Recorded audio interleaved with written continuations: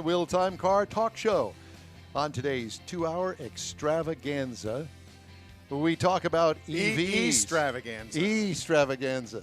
Yeah, EVs today. It's electric vehicle show. God help us all. They're coming, like it or not, and it's time for us to delve into all of it. We got guests, if we can get them on with us, and we're going to talk about it whether you like it or not. And I have to tell you that I'm going to go clawing my way through this. All right. Inside our new car showroom, the BMW X6 and the Ram 2500 Power Wagon.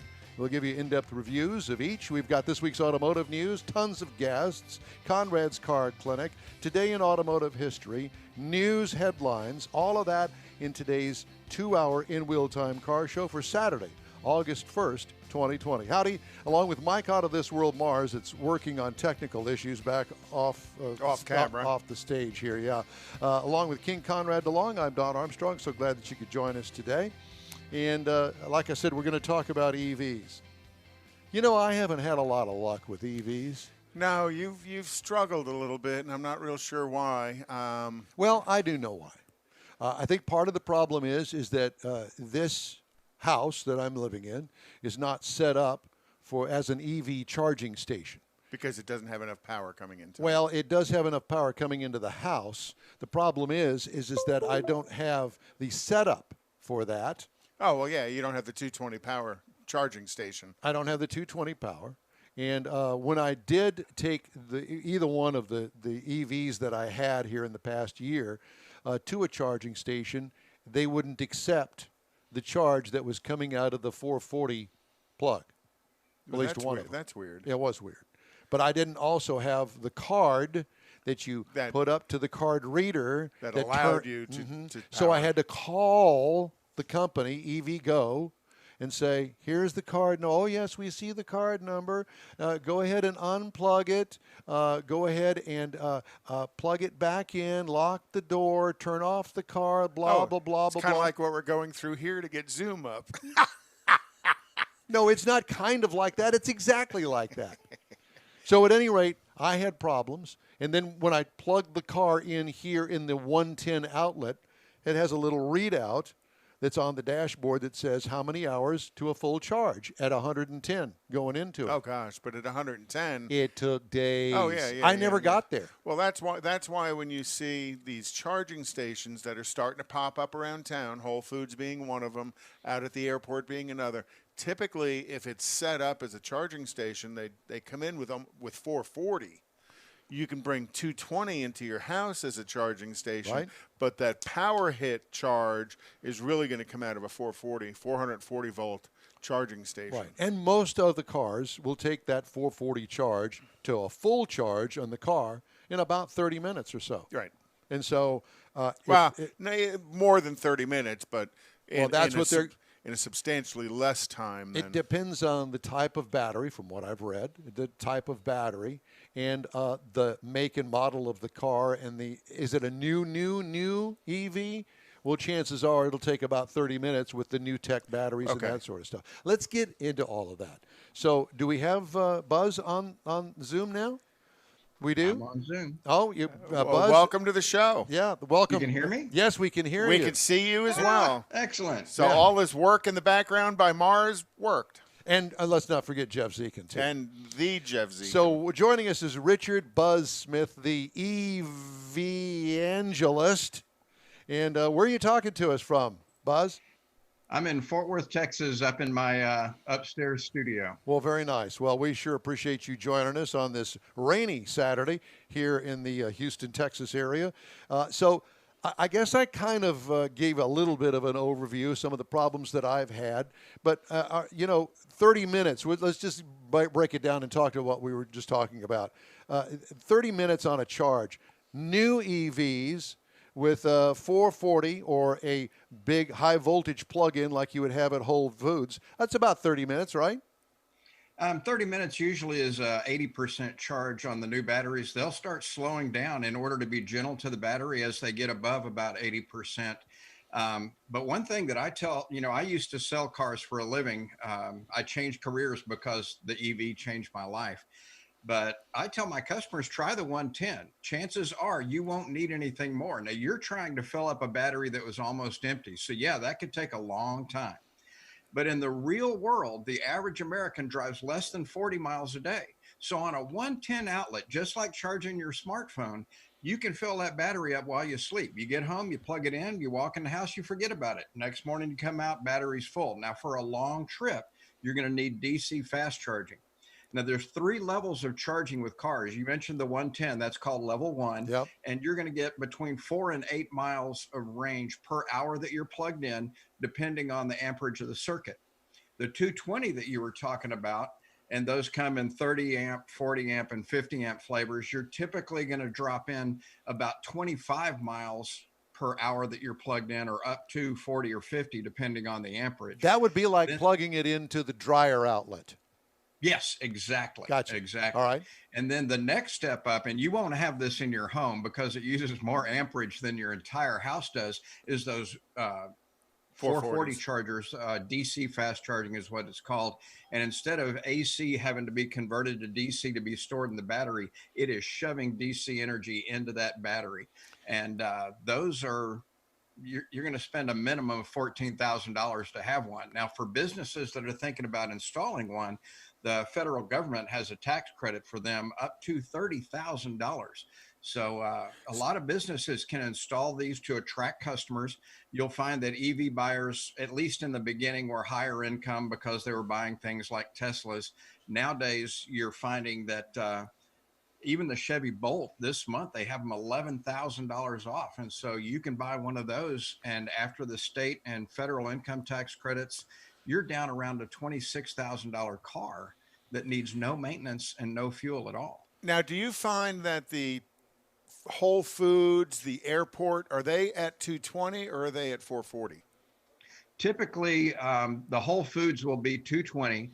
And a lot of times those are getting offered up for free. The cost of the 440 chargers are so high that those are going to be pay stations. Which would be like the EV. You'll only use those when you're traveling between cities, or if you're an apartment dweller, let's say, and can't charge at home or at work, you might need to quickly get a charge. Then you would go pay for the electricity. What would it typically take on a charge financially to charge at a 440 station for 30 minutes and get 80% charge? What would it typically cost you? I understand the cost of electricity varies, but generally speaking, what would that cost you on your credit card?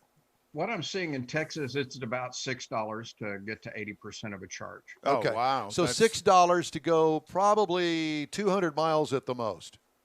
Yeah. That's Okay. not bad at all. I mean, you got to think $6 is going to be 3 gallons of gas today, and 3 gallons of gas with your best fuel economy vehicle is going to be less than 100 miles. Right. So, but we're talking also, but we're talking about $6 of gas. Right. So they're actually comparable in that genre. If you want to put those two things together, am I correct? Yeah. So it's a lot less expensive than gasoline. And when you're charging at home in Texas, it's real easy to get 10 cents per kilowatt hour. And so if you're driving 12,000 miles a year, you're going to spend about $30 a month on electricity when you're charging at home. And so that's the dollar equivalent of 80 to 100 miles per gallon. What is the payback on a typical, if there is such a thing, average price of an EV? So you go, let's use $50,000. Is $50,000 probably about average, or 40? Give me a number. Well, there's kind of a gap in that range. You know, when you're looking at the more affordable ones, and those are the Kias, the Hyundais, the Chevys, you're looking at high 30s to mid 40s. Right. The one that both of the ones that I drove the Kia and the Chevy, and they were both right at about $40,000. Yeah. So remember, there's not in the case of Chevy because they've sold too many of them, but the federal income tax credit is $7,500. The Texas state rebate's $2,500. So that's 10 grand off right there. So now you've taken that $40,000 car and you've made it a $30,000 car that you will never have to put gasoline in. So the payoff is instantaneous. A lot of people think you've got to own it for years, but that's not the case. But there is also the maintenance part of it. And when it comes to an EV, the maintenance part is the battery life. So from what I've read, battery life at the most is about 10 years if you treat it right. Am I correct? Oh, no. We've already seen one guy go over 470,000 miles on his original battery pack with no measurable degradation. So today's modern lithium ion batteries will outlast the car, and the battery is still usable at that point. People are, I've seen them use them for solar panel backup in their homes. GM uses them to power their data center if the main line power goes out. So battery backup for an entire data center. So the batteries today will way outlast the car. Now they're warranted for 8 to 10 years, Right. depending on manufacturer, and 100,000 miles. So if anything goes wrong, and that's not just the battery, that's the electric drivetrain, that's the charging system, that's everything, is warranted for typically 8 years, 100,000 miles. And most people today don't keep a car 8 years. So it's going to last beyond the time that you'll own the car. And that warranty is transferable to the next owner. So let's go back to the payback aspect of it. So I pay, let's just say, $20,000 for a stripped, bare naked car that's brand new. After discounts, after rebates, Yeah. after federal incentives. $20,000 for that car. And I travel, let's just say, 20,000 miles a year. And if I do the same thing in a electric vehicle as opposed to a gasoline vehicle, what are my savings? You're typically going to be right at break even. I did I've got a spreadsheet that calculates this for people, but I compared a $24,000 Chevy Trax to a $39,000 Chevy Bolt EV. Yep. And when you calculate savings on oil changes, savings on fuel, it ends up being that the monthly actual cost of ownership, total cost of ownership, including fuel and everything, the Bolt was within $3 or $4 a month. So that's why I'm saying there is no waiting to break even. Now that was only at 12 to 15,000 miles a year. If you're driving 20,000 miles a year, you're making money by owning an EV. You're saving big time. Okay, let's go into the actual aspect of owning one, and let's take a trip to Fort Worth. Okay, depending on the vehicle, the size of the battery, the amount of charge, that sort of thing, and how heavy-footed you are, can I make it to Fort Worth from Houston on a single Yes. charge? Yes, I've had customers that I worked in Grapevine, Texas when I sold cars, and I had people buy Chevy Bolt EVs from me and make it to Austin, make it to Houston, Katy, and Oklahoma City without stopping to charge. Now, when they got to those destinations, it was definitely time to charge. You know, they were down around 20 miles or less of range. But at 20 miles or less of range, you get a little anxious My- about, am I going to get there? I My know. anxiety would be out the roof. I'd be so nervous. I'd just see me on the side of the road waiting for the electric truck to come and give me a boost so I could get it to some charging station. Well, you're a newbie. Of course, you're going to have range anxiety. What most people don't realize is that when you drive gasoline cars, you still have range anxiety. Yeah, but Now, you don't. it's easily solved by going to a gas station Right. and filling up quickly. And let's just go stop there just for a minute. When you say filling up quickly, yeah, I can fill up a car that, I don't know, 15-gallon tank in 5 minutes and be out of the gas station. With an EV, I've got to stay there at least 30 to get a full charge to go 200 miles. If you can find a 440 Right. charging station. Well, we're assuming. And that there you- are apps to help you find them. Yes, exactly. But you see how my range anxiety builds up? I'm anxious anyway. And so yes, he is. I'm a little amped up, so to speak. So the other question is, like my iPhone, does the battery life diminish based on the frequency of charge? So the more I charge my iPhone, the shorter the battery life is. All lithium ion batteries degrade over time. What we're finding is that the manufacturers have left margins in the battery where it's not noticeable to the end user over the life of the car.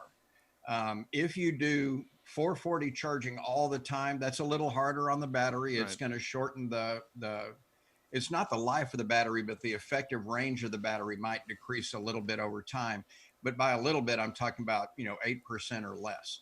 So, and the other thing is thinking about these cars appropriately. Right now, the charging network makes it difficult to get to some places. I did a study recently. I can get to Houston, no problem. But if I want to go to Estes Park, Colorado, I've got to go up through Kansas and take a left instead of the most direct route because there weren't any DC fast chargers on the route that I normally take through the Panhandle.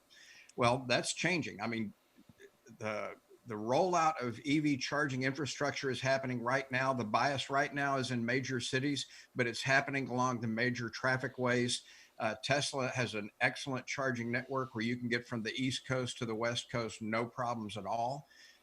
You are going to stop for 30 to 45 minutes at a time, but you're going to have to stop to eat and go to the bathroom sooner or later anyway. So, Buzz, we're running out of time here, but I want to ask you before we leave. I think that next year is going to be a huge turning point when it comes to the actual vehicles that are available that are becoming EVs. And some of them are all new, designed to be an EV. Some of them are actually going to be offered that were originally gasoline, all EVs. This thing is about to explode. Do you think a lot of people are going to buy these? Absolutely. If they will actually go test drive one, they will buy it. I had people come in that owned Corvettes that bought an EV from me. I had people drive all the way from Louisiana to buy a pickup truck. They drove away in an EV. Once they experience what it's like to drive the thing, and I'm talking about amazing cornering, amazing acceleration, they'll forget about gas cars. And within the first month or two, that anxiety that you had goes away. They're so much fun to drive that you'll forget about gas cars. In fact, when that Mustang comes out, holy cow, that's going to be a big deal. And when the pickup trucks come out, that's going to blow Texas away. So what is it that you're really looking forward to in the next 12 months that's coming to market? Give me three.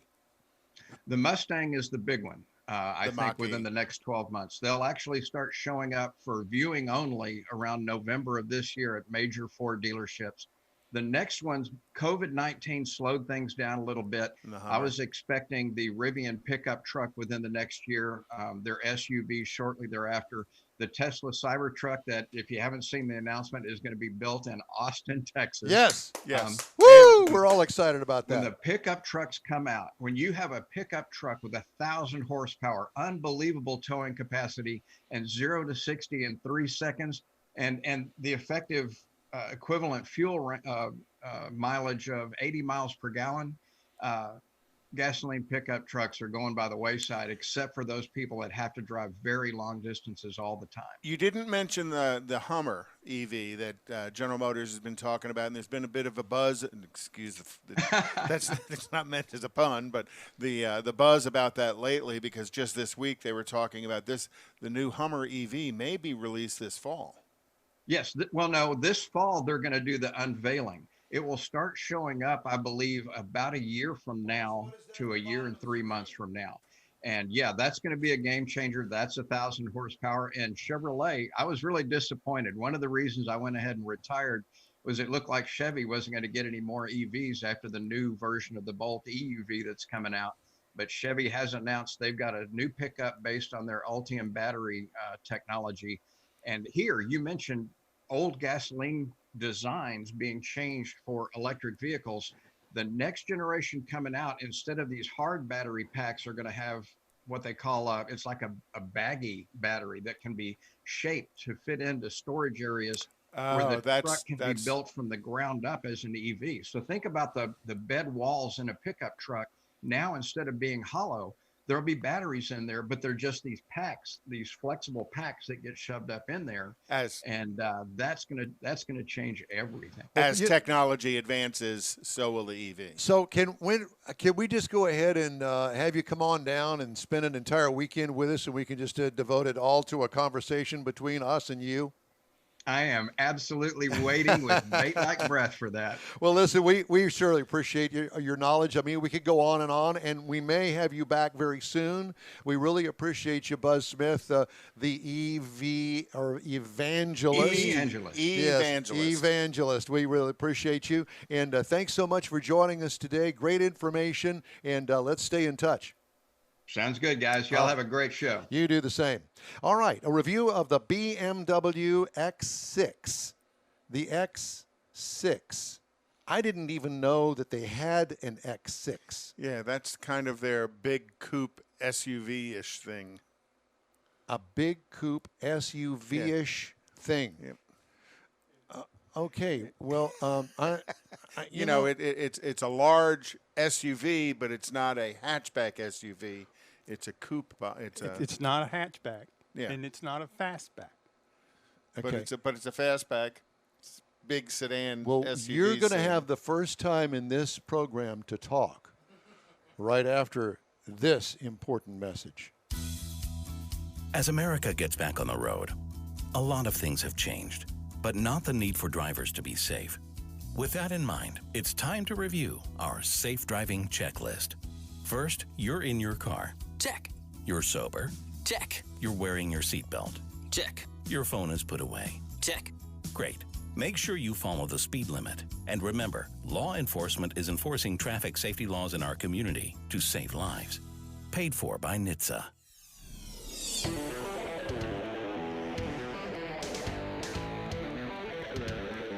This is kind of the way I feel today is all amped up. Does that make sense to you? Yeah. You always bring an electric vibe to the show. I bring in an electric vibe. You make me tingle. Oh, that sounded bad. Yeah, it did. I'm glad I'm on this side of two tables from you at this point. You're socially distanced. I am. Hey, thanks for joining us for today's In Wheel Time car show. We sure appreciate you joining us. It's an EV show today, and we're going to kind of focus on that. Right now, we're going to take a quick break, and we're going to focus our attention on a car review, and that would be Mr. Mars had a BMW X6. Okay, it's all yours. You can go ahead. BMW X, now say it carefully. X6. X6 X Drive 40i. Good Lord. Ridiculous. Now, what we're talking about here really is it's been around for a while. The X6 has actually been around. It's based on the X5, and this is the third generation of this vehicle. Now, this is what they're calling an SUV coupe. Ran into this once before. But it's four doors. But it's four doors. But it's an SUV coupe. So it's Who not, dreamed that up? Couldn't tell you that. A coupe. Is two-door. I got it.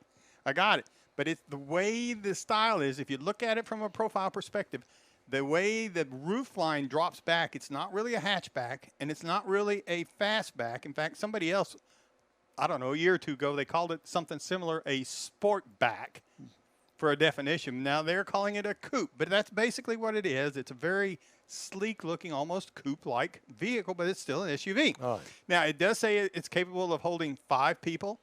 4 is probably a little more comfortable because when you get into that roof line dropping back towards those D-pillars and stuff. It's not made for tall people in the It's back. not made for tall people, and you have a tendency to want to lean in a little bit. So you don't bump your head. So you don't bump your head. But saying that, I will say that Why would you want that? Why would you want to spend all of that money and sit in the back seat and bump your head? Well, how many people do because you if know? you're spending actually- the money, you're driving. Yeah, I was going to say, So, not that but- many people spend that much time in the back seat of their car. Exactly, particularly this one. But I will say it is a little bit longer wheelbase. It's got a little bit wider track. But again, that lower roof line as it drops back, you got a really nice, big, large grille up front. It's a little bit bigger. It's a little bit better looking to me than what the regular BMW grille looks like. You got to find all the good stuff, the adaptive LED headlights and fog lights, and power folding side mirrors, power lift gate. Again, there's your lift gate for your SUV. Now, you're also going to, we were rolling on some 20-inch wheels, but there is some 22-inch available because this is a BMW, and it's going to give you a little bit more driving experience as they try and span between a coupe and a SUV. Interior looks pretty. You go into the interior, you got this coffee Vernasca leather interior is what we had. Sports seats with heat. Interestingly, though, the infotainment system that they have inside there, the Live Cockpit Pro is the 12.3-inch screen where you're going to find your gauges, but the iDrive 7 is the infotainment system. And the interesting thing I found, when it comes out, like now, it comes with Apple. They haven't got it set up for Android yet. Android's coming, but it's kind of weird that they don't have them both in there at the same time. We had the Harman Kardon surround sound system in it, and it really made lots of nice noise inside there. It was really cool. And it's got 27.5 cubic feet of storage behind the seats, and then you can get, if you fold the seats down, the rear seat folds down, you can get 59.6 total storage in here. And then So you don't it's- have to worry about a backseat passenger. That's right. And so what it's done, it's Get to lay increased the cargo space a little bit, but you're giving up some my opinion, some passenger comfort space Engine for that looks style. pretty. Now, that engine is a 3.0 liter V6, and it's 335 horsepower, 330 pound-feet of torque. So it's got a little bit of juice. It's backed by an 8-speed automatic transmission. But that's the workhorse within BMW that with the sequential scroll turbocharger. Yes. So it'll produce some juice up, and it'll tow 7,200 pounds. It's a little bit bigger, and it'll actually physically do it. So the EPA says you should be looking for about 20 miles per gallon in the city, 26 out on the highway, combined 22. I didn't get quite 22 the week I had it. Of course not. No, you never Because know. this is a BMW, and you put it in the sport mode, and you get a little bit more driving experience out of it. 0 to 60 in 5.2 seconds is what BMW Driving claims. experience. How much does this thing cost? A bunch.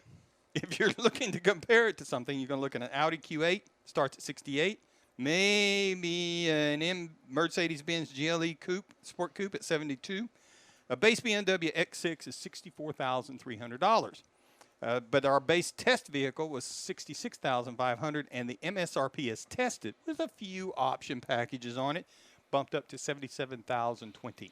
All right, thank you, sir. The In Wheel Time show streams on Facebook.com/InWheelTime, on YouTube, and InWheelTime.com. Podcasts available on Apple Podcasts, Spotify, Stitcher Radio, iHeart Podcast, TuneIn, Google Podcast, and Podcast Addict. We have the events calendar and more next on the In Wheel Time Car Show right after this quick break. There's no greater pain a parent can suffer than losing a child. And yet, heat stroke deaths in hot cars are on the rise. The temperature inside a vehicle can reach deadly levels in just a few minutes. Leaving windows cracked does not help. These preventable deaths can occur even when the outside temperature is as low as 57 degrees. Never leave your baby or child in a vehicle, even for a short period. And always check the back seat before you get out of the car. Where's baby? Look before you lock. Paid for by the National Highway Traffic Safety Administration. Social distancing slows the spread of coronavirus, so we should all stay home to lower the risk for everyone. More info at coronavirus.gov. Let's all do our part, because we're all #AloneTogether, brought to you by the Ad Council. Hey, thanks for joining us for today's In Wheel Time Car Show, the most informative and entertaining car talk show on video. Video. Video and radio kind of combined. You like it? Yeah. Is this I'm a new, sure that- is this a new word by Well, Don? I just kind of made it up. I didn't read it anywhere. So Well, we're going to add #video. All right, time now for the events calendar, and Conrad's got that. Well, tonight, if the weather holds out and it doesn't look good, there's quite a few things going on. This is the You're going to keep messing with my microphone. I'm sorry. It was fine until you touched it. Now you Stop. Because it was overdriven, and I was trying to adjust it. So tonight is an on night for Nifty 50s up off of Grogan's Mill. I'm debating whether or not I'm going to go, but looking at the weather, it might be a little tough. Also tonight at 5 p.m. is the Camp Hope fundraising car show in Santa Fe. The tune and test out at Houston Motorsports Park. Probability is low that it's going to go on. No, I don't think that's a race out there tonight. Gina's. I'm sorry, that's Sunday is tune and test. Oh, okay. At Houston Motorsports Park. Lone Star Diesel's meet is tonight at 6 p.m. in Montgomery. The CarQuest Hot Summer Nights at Houston Motorsports Park tonight at 6 p.m. Going to be the place to be, weather permitting. Go out there and watch some awesome asphalt racing. Tomorrow is SCCA Autocross out at the Houston Police Academy out there by the airport. Great little track. They've got a wonderful relationship out there. Coffee and Cars and Donuts in Navasota tomorrow at 8 a.m. At 2 p.m. is the COVID Community Car Cruise in Pasadena. And then Sunday night will be FM 1960 in Eldridge at Freddy's. All right. Thank you, sir. Hey, I want to remind you that car, truck, Jeep clubs, we'd love to feature your bunch in our car club spotlight. Just shoot us an email, info@inwheeltime.com. Please include your contact information, and we'll get your bunch on our show. In Wheel Time continues after this snappy little break. Do you know what teens just love? Not being told what you're supposed to love. That's not anyone's business but yours. It doesn't matter what you love, but if you love it, click it. That includes you too. Because in 2018, 42% of Texas teens who died in traffic crashes were not wearing their seatbelts. Make sure everyone is buckled up. every rider, every ride. Brought to you by the Texas Department of Transportation. Texas Truck Works is your go-to truck customizer. From mild-to-wild lift kits, custom wheels, and steering and handling enhancements to the best personal and commercial wraps, Texas Truck Works delivers. Let Texas Truck Works founder Scott Stevens help you get the most out of your truck or Jeep. Texas Truck Works has decades of customizing experience, including power adders and complete engine swaps. Let the Texas Truck Works team design an upgrade plan that fits your budget. Get truck attitude today at texastruckworks.com. Well, howdy. This is the award-winning Car Talk Show in Wheel Time, your weekly go-to all things automotive place, along with Mike Out of This World Mars down there, the Fix-It Man, and Mr. King Conrad DeLong right here. I am Don Armstrong. We're so glad that you could join us today. This is our EV show. We're doing all things electrical vehicles. In EVs. Yeah, something like that.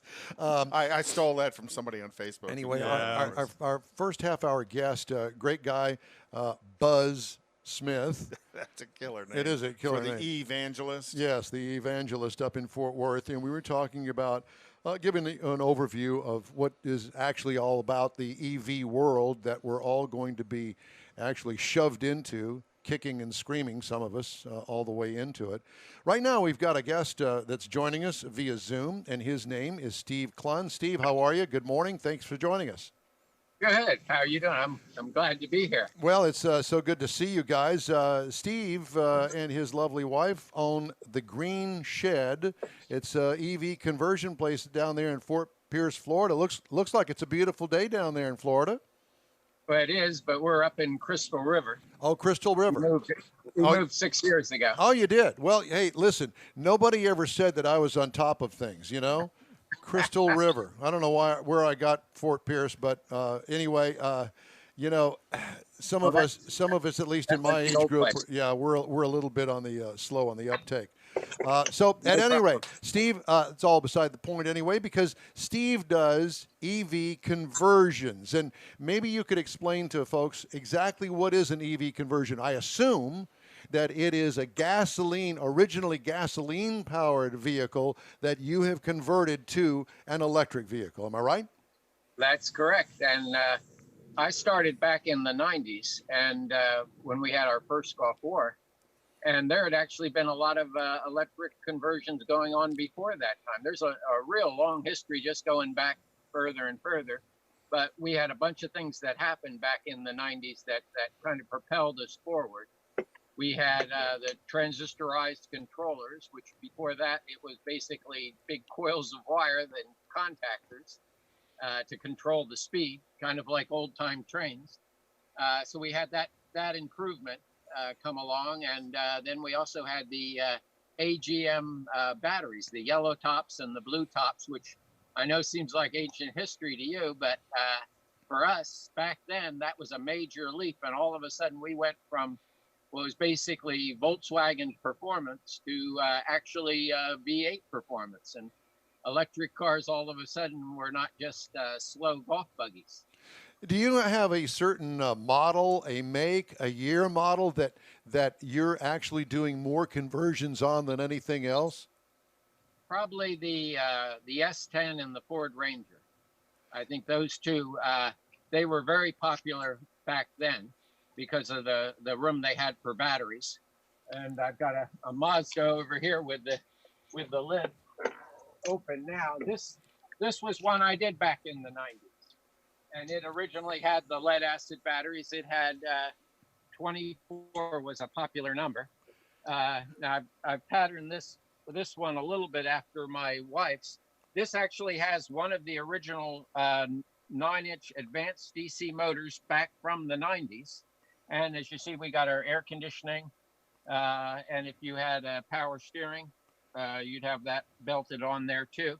I've got these for decoration to make it look like a V8 engine. Well, you know, that's what I was going to say. That's a pretty snappy looking look there you got underneath the hood. I love it. And clearly you don't have to have it to look like that, but you made it to look like that because you wanted kind of that throwback. I also noticed that the pickup truck, you've made it into a dump truck. Yeah, well, that's back in the time, when we had the lead acid batteries, you'd have to be watering your batteries and everything, and everybody pretty much did that. That was the to get to your batteries to water them. So And, who's drivetrain? we had batteries all the way, lead acid golf cart batteries all the way to the back all in here, and now with the lithium, we got twice the range and half the space. So the lithium battery's been a big thing. Whose powertrain or drive unit do you use in most cases? Well, it back then in the 90s, this guy came out with what they call the Zilla controller, and back then that was very popular. That was when he came.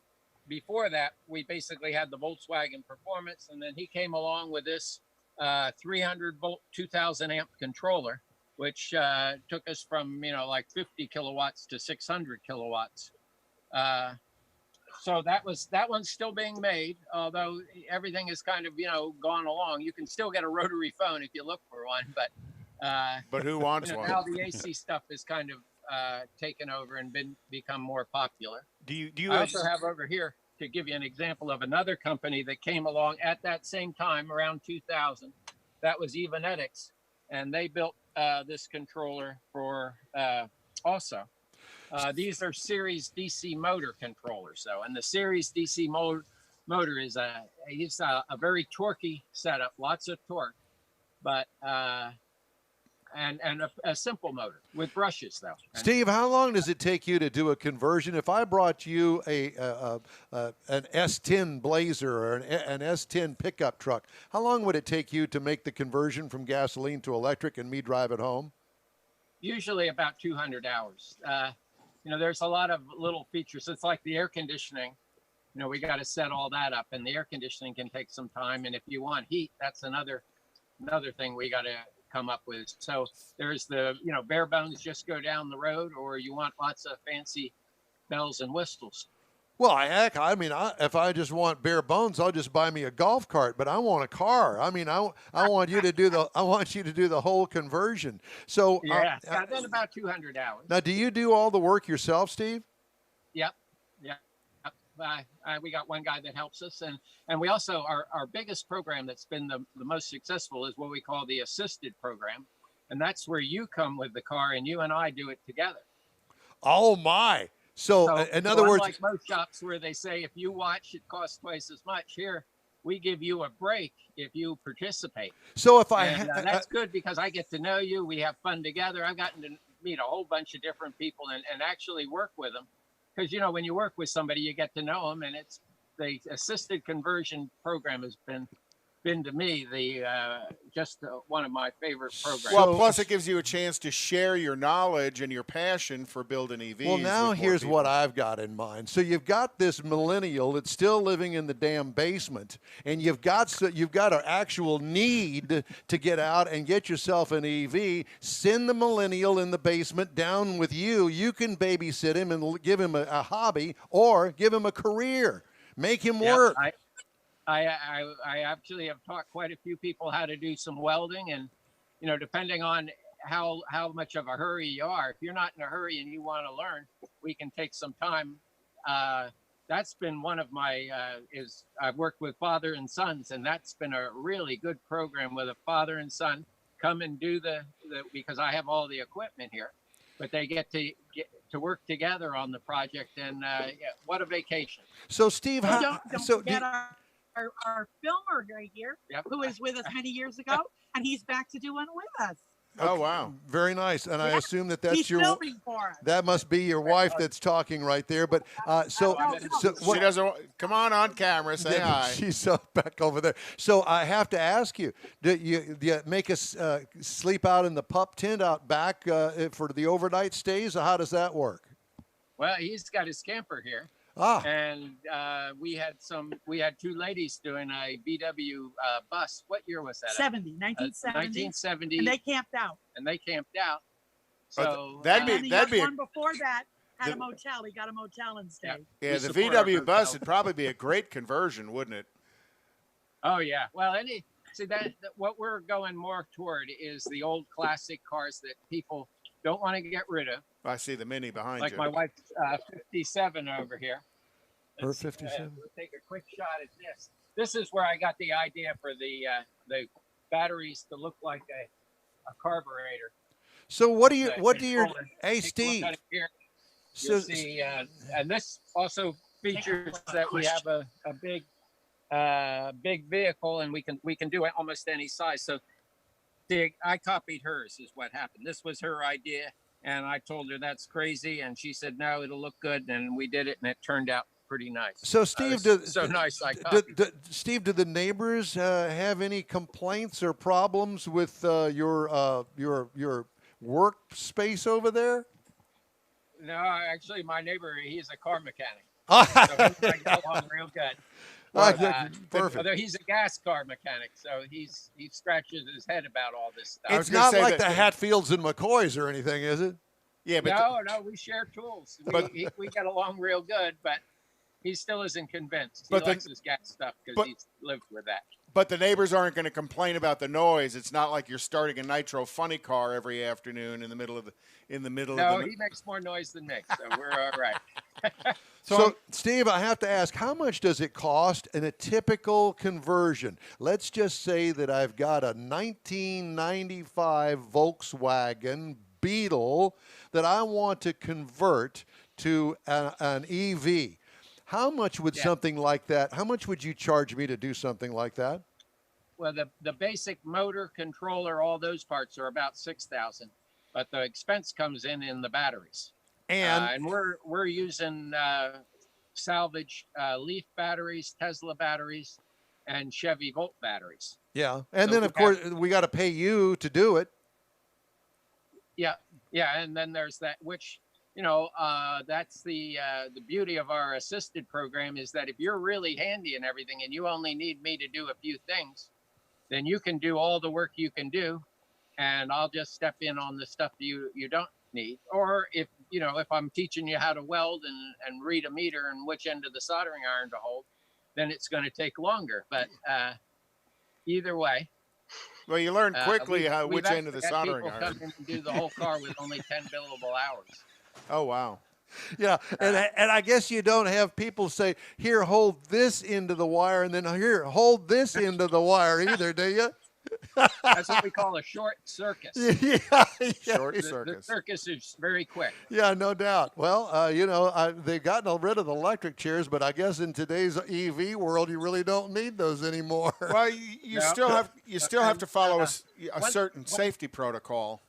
As you're we don't worry about that. You learn quick. Yeah, no doubt. So, Steve, how do we get a hold of you? Green Shed EV? GreenShedConversions.com. GreenShedConversions.com. Well, I'll tell you what, it'd be worth a trip just to come down there and hang out with you for a day or two and maybe give you a hand on one of your projects. That'd be fun. Well, that'd be great. Yep, that's the way to learn, Yeah, we're gonna send Dom that way for a couple of weeks. Yeah, exactly, just to get rid of me. Hey, Steve, is that a Jeep back there that you're working on? Yeah, that's our Jeep, and that's for a customer there, and that's going to be strictly off road.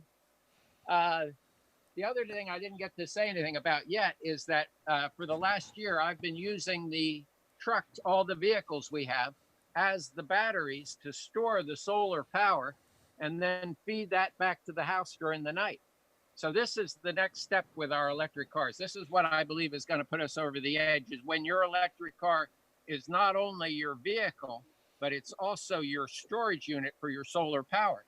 So these electric cars are actually making money every day, just sitting here storing and then during the evening pumping the electricity back, which, everybody talks about solar. The problem is, what do we do with, when the sun isn't out?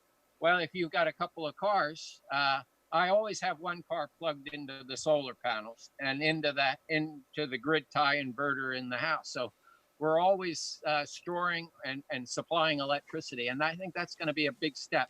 The car companies haven't quite got with it yet, but they're talking about it.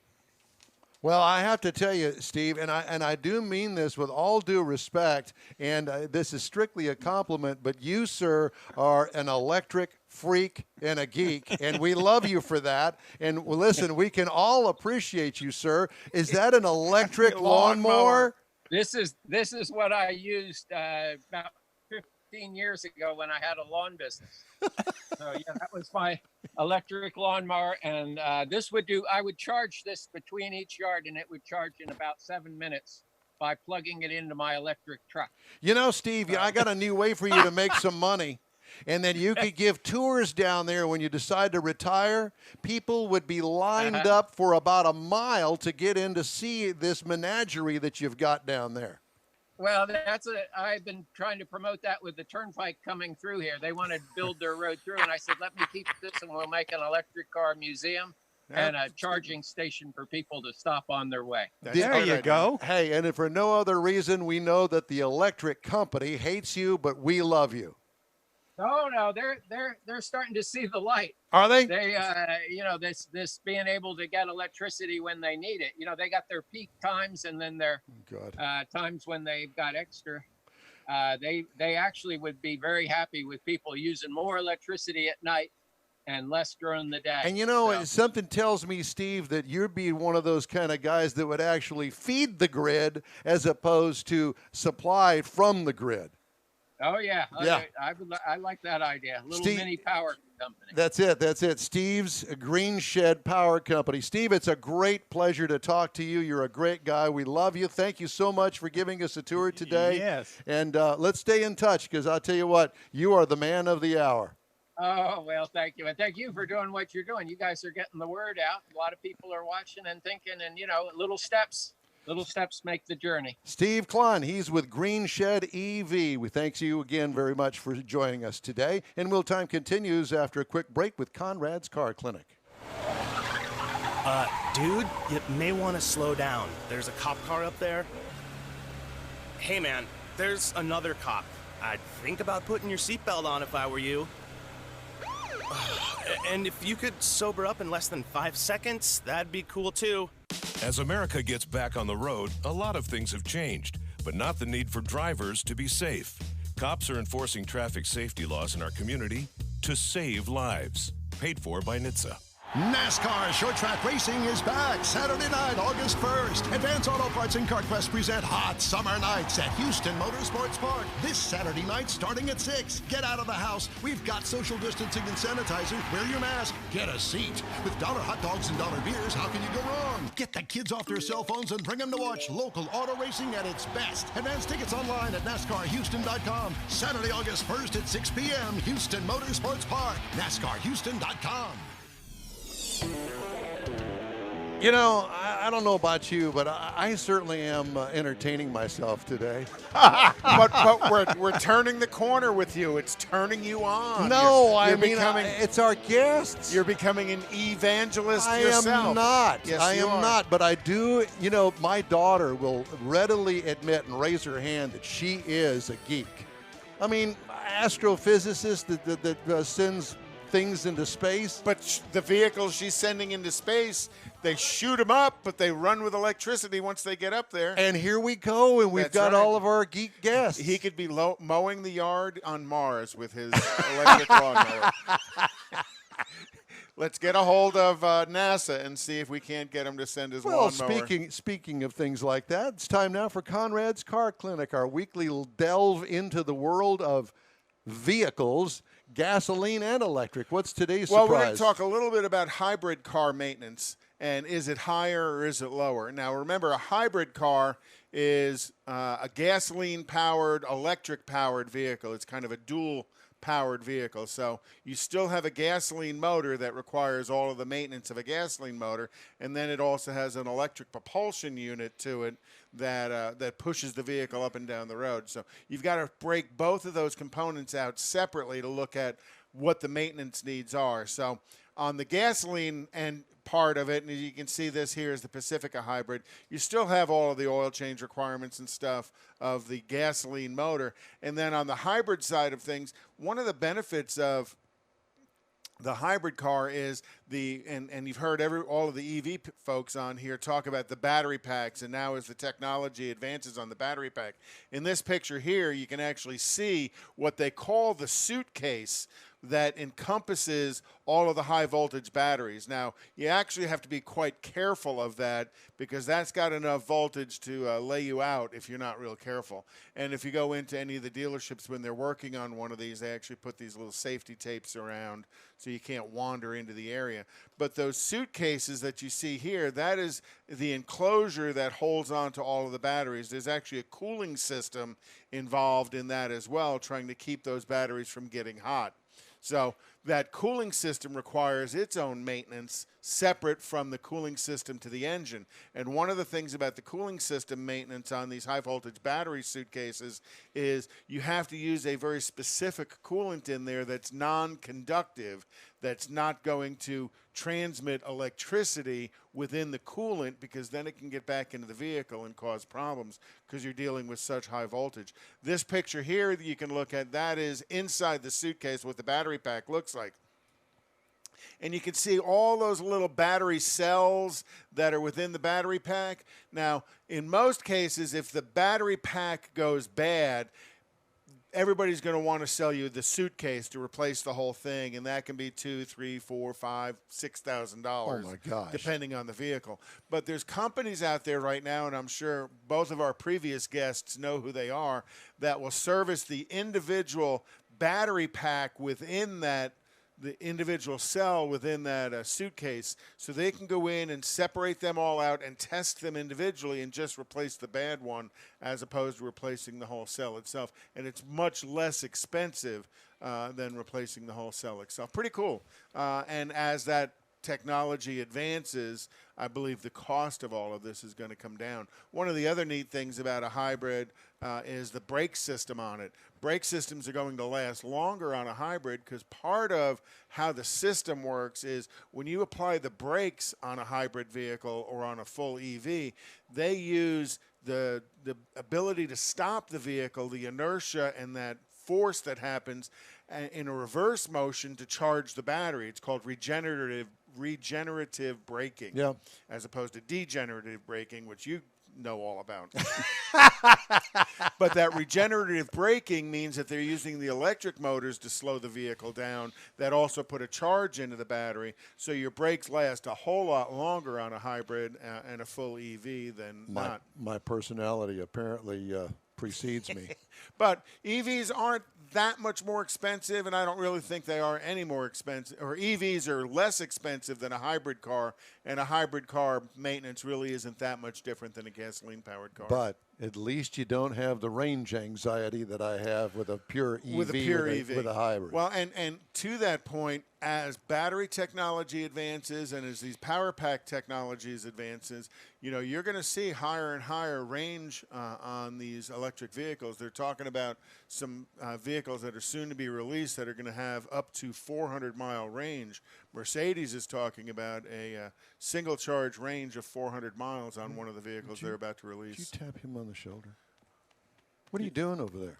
I'm looking for our next guest who hasn't popped in on Zoom yet, and I'm trying to get a hold of him out in California. I'm just checking. Yeah. Because it was like one of those students that you've got in class that's, you know, looking around the room and counting the number of actual blinds on the.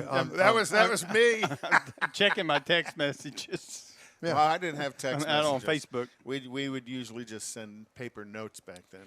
You know, fold them up like a triangle and throw them across the room. Or kick them out like a football. If you don't have ADD, and if you're a member of a car club, we'd like to put your group in our car club spotlight. All you got to do is shoot us an email with the contact information to info@inwheeltime.com. We got more of our show right after this quick break.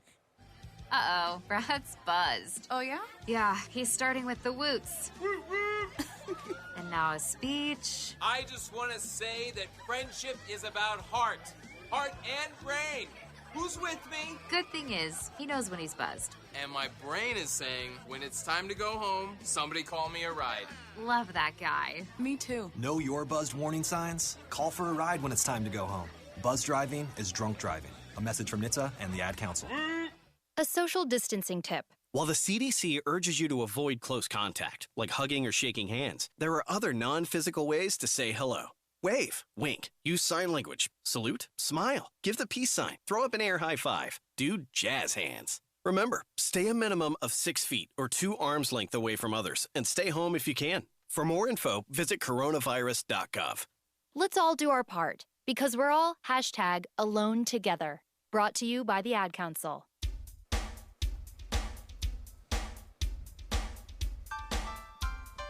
Welcome back to the In Wheel Time Car Show. It's a rainy Saturday here in Houston. I've reached out to Gina Child-Knowles with Houston Motorsports Park to find out if the racing is still on tonight. What the status is. Yeah, and she hasn't emailed me or texted me back yet, so as soon as I know, I'll let you know. But last time I looked at the radar, it wasn't all that. Well, back in the vein of all of the EV stuff we're talking about, CJ Spencer, one of our followers on Facebook, says that the electric Volkswagen IDR Racer set a new overall record at Pikes Peak International Hill Climb of 8 minutes, 13 seconds, and that beat the record set by the Peugeot rally car from 2013. So that was a couple of years ago. So now the overall record for Pikes Peak is held by an electric vehicle. Oh, okay. Well, speaking of EVs, there's EV news this week. So General Motors and EVgo have partnered to triple the size of EVgo's U.S. fast charging network in the next 5 years, aiming to solve one of the major roadblocks to electric vehicle adoption. That major roadblock is my range anxiety. And That's the availability of charging as you cross the country. GM and EVgo will add more than 2,700 fast chargers to cities and suburbs starting next year. The expansion will target about 40 metro areas and will make EV charging more accessible and convenient, according to GM. The broader network will increase charging access for drivers who live in multi-unit homes, rent their homes and can't install in chargers, or lack access to workplace charging. GM and EVgo said in a joint statement Friday the companies declined to provide financial details of the partnership. Customers will gain access to the EVgo charging stations at high-traffic locations such as grocery stores, retail outlets, and entertainment centers. Most stations will be able to charge at least 4 vehicles at once. Charge times vary based on battery condition, output of charger, vehicle settings, and outside temperature. That's one thing that I didn't bring into it. But in many cases, customers will be able to charge their vehicles in 15 to 30 minutes, the company said. Advocates have touted the convenience of owning an EV by reminding consumers they can plug in at home rather than filling up at a gas station. But that's only true for consumers who have a single-family home that can accommodate a charging station. And if we go back to what Buzz had talked about earlier, that 30-minute charge is going to be a 440 system, and I think Buzz said right now they're talking about $13,000 to $14,000 per unit. I'm sure as they do it in mass, they're going to drive that price down. But you got to look at this investment by General Motors; it's got to be in the billions of dollars. Yeah. When you look at 2,000 charging stations, 2,700, but it's in a partnership with EVgo, so they already know how to get the power to, say, the Whole Foods store. Right. They got that whole infrastructure thing going within the company, and GM's just tagging along. And there's got to be some relationship with the electric company as well, because the electric company is going to have to bring 440 to the location. Yeah. You got to remember, here at your house, they bring 220 in. They don't bring 440 in and phase down to 220. Yeah. They bring 220 in. So Yeah. you're going to be talking about locations that are going to have to bring 440 or 880 in and phase down to 440. That wasn't me, by the way. Oh, I thought it was. I thought it was something you ate. No, sir, that was not me. Okay, that's it for this hour of In Wheel Time. We've got more of our show coming up right after this. If Baby could talk, she'd say a lot. You'd know what she's thinking and what makes her happy. But unfortunately, Baby can't talk or remind you you're the one taking her to daycare today, and she won't speak up if you drive straight to work like any other day and never think to look in the backseat. Every year, dozens of kids die from heat stroke in cars. No one is perfect, so set a reminder and always look before you lock. Where's Baby? Paid for by NHTSA. Is your business or company looking to stand out in a crowded advertising market? Looking to reach the real auto enthusiast? Well, you found it. You're listening or watching In Wheel Time, and so are your fellow enthusiasts.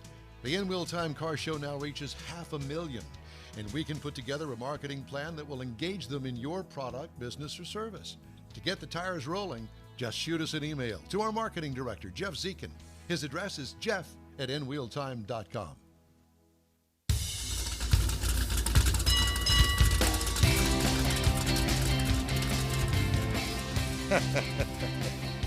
Well, I'm trying to get there, but my mind and my fingers aren't doing what they need to be doing.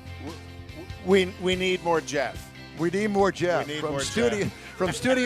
from Studio A in Texas. It's hour number 2 of the All Things Automotive Car Talk Show, In Wheel Time.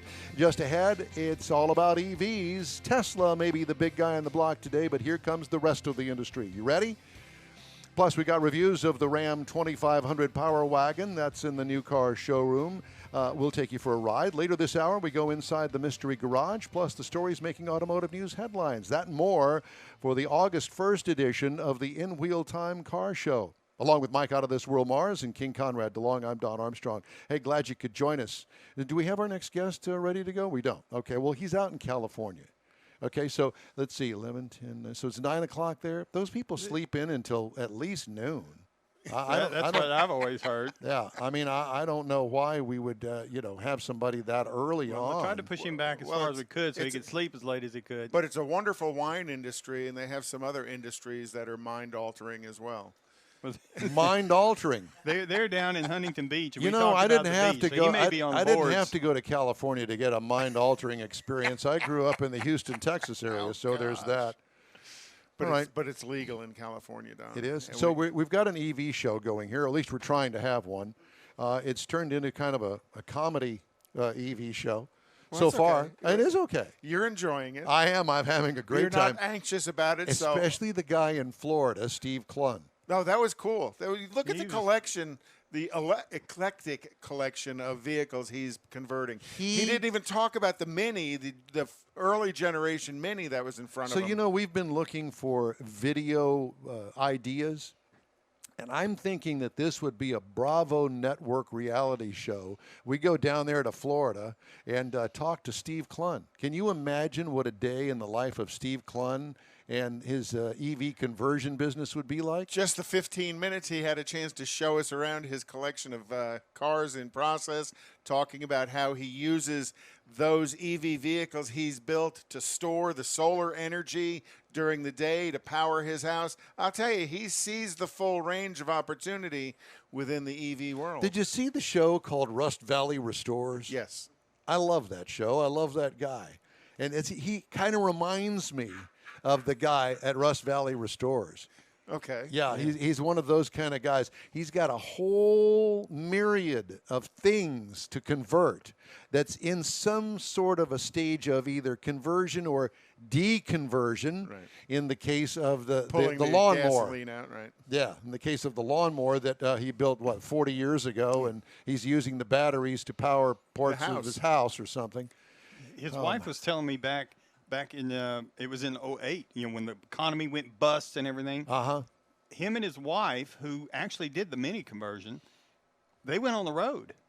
They picked up their camper and they went on the road, and they went around the country just going place to place, talking to people. You want yours done? We'll come to you. And they would go to people and stay there long enough to do the conversion for them, and they would find somebody else and go to another place like nomads. I thought that was so cool that they drove around the country seeing the world and seeing things and doing this kind of work until they could settle back down into Florida. So they need Randy and Jen's motorhome hauler, toy hauler to go around and do that. No, what they need is and those people that watch Below Deck Mediterranean, like Jeff Zekin. I don't want you to call Bravo. Don't call Bravo directly. You come through us first, because we are going to broker the program that we're going to have with Steve Clunn and his wife down there in Florida. That'd be awesome. I think so too. By the way, utilities see EV growth as a way to sell more power. Duh. Yeah. Balance electricity demand and meet substantiality goals. But some aspects of the industry's campaign, such as lobbying for tax credits, put it at odds with oil interests. And that's where Houston, Texas comes in, and that's my little story here that we pulled from Automotive News. San Diego Gas and Electric Company even went so far as to help train salespeople on how to convince consumers to buy electric cars, and then paid them as much as $500 per sale. It's all part of a $1.5 billion effort by utilities such as a company called Exelon Corporation and Dominion Energy to promote vehicles that run on electricity. But some aspects of the industry's campaign, such as lobbying for tax credits or against President Donald Trump's rollback of efficiency standards, put the companies at odds with powerful oil interests. Half of U.S. oil demand is for gasoline.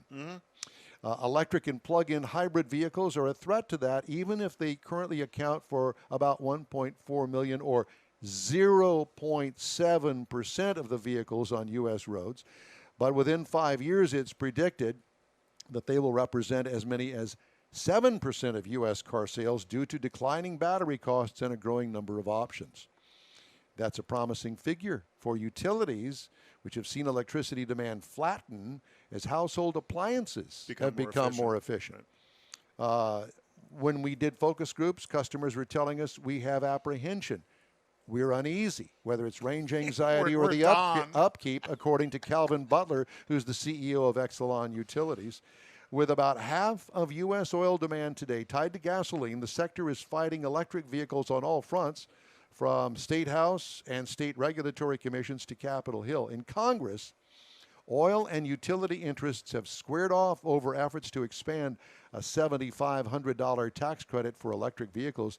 The utility industry's leading trade group, the Edison Electric Institute, has lobbied alongside automakers Tesla and GM to expand the tax credit, while oil interests argue climbing sales and the surge in Tesla's value show subsidies are no longer needed to jumpstart a new industry. Okay, I can see the argument.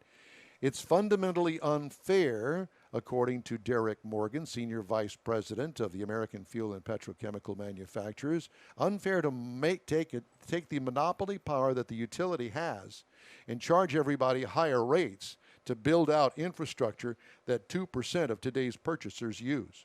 It's a very big gamble with other people's money, according to Mr. Morgan.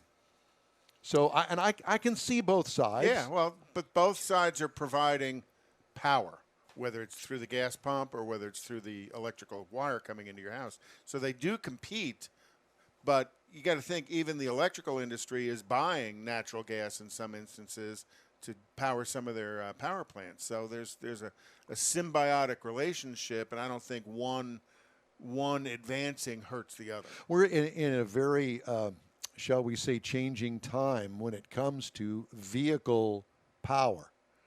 Because we've traditionally, always, since the beginning of time with vehicles other than horses, post-horse, if you will, relied on internal combustion engines, whether it be diesel or jet fuel or gasoline, whatever it is, coal. Well, and over time, electric-powered vehicles were back in the 1800s and 1900s, early 1900s, yeah. As was steam, So all of this has been around to one degree or another, and it's just the advancement of technology. And battery technology. Right. Because storing... That makes a big difference. Yeah, because storing...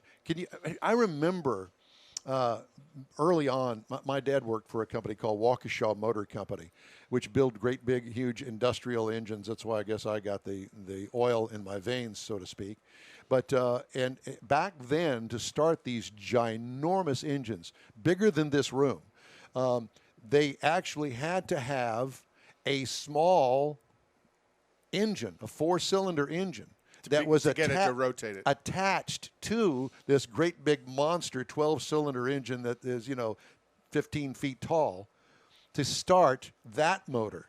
And they had a great big handle on it, so once you got that motor started, pull the big handle to engage it into the flywheel to get the thing turning. And once it got turning, of course, the inertia itself was just enough to keep the thing running forever and ever. But the battery pack that charged all of that stuff actually was this huge, ginormous series of lead-acid batteries. Yeah. And to think today, to get that kind of power, out of a battery today. It takes one of those today compared to 15 or 20 of them that they had laid out there. But the environmental concern to me is equal. Lead acid batteries is not an environmentally friendly power Absolutely source, not, no. whether it's the lead or the acid or the fumes that expire from it. But same with lithium ion. To dig lithium, you got to dig a big hole in the ground, and it takes a lot of petroleum in the cranes, in the vehicles that move it around, in the production of it. So, lithium mining is very evasive to the environment as well. So, yes, there is a benefit to the environment on it, but I think there's also some detriment, and I don't think everybody sees both sides of that. You look at some of these lithium mines, and they may be a mile across and 500 or 600 feet deep, and that's a pretty big hole in the ground. Yeah, right. So, Mr. Mars, do we have our guest? Yes, we do. Okay, well, we have a very short, limited amount of time, and his name is Eric Hutchinson from Hollywood, California. I know it's Huntington Beach, but Hollywood sounds more glamorous. He is with Electric GT. Eric, hey, good afternoon. Good morning to you. How's it going out there? I'm surprised you're up. It's California, man. I thought all you people slept in till noon. Well, we'll figure out if we can get your mic hooked up. Hold on a second. We got you. Mike's got you silent for the moment. So yeah. Stand by. We're now we can hear. There we go. Now we can hear you. Okay, sorry about that. Go ahead. Yeah. So thanks. Thank you guys for having us on. Sorry about the delay there. A little confusion with PST and Central Standard Time.